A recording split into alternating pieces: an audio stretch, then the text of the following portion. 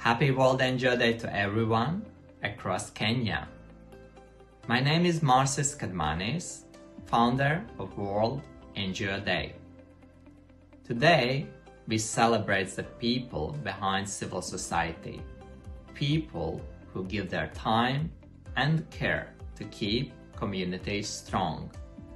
No matter if we call them NGOs, non-profits, charities, or civil society organizations, they share one purpose: helping others and improving everyday life.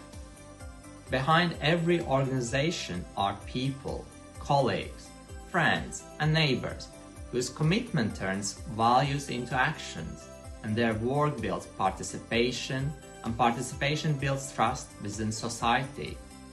In rapidly changing world, civil society plays an essential role, not only in services, but also in cooperation, innovation, and dialogue across borders. Well, I welcome initiatives that raise awareness and bring people together, including Global NGO Stakeholder Summit in Nairobi. Kenya has a vibrant civil society community, and World NGO Day has been celebrated here as a part of the global recognition of civic contribution. Moments like this allow us exchange perspectives and strengthen partnerships and support sustainable societies.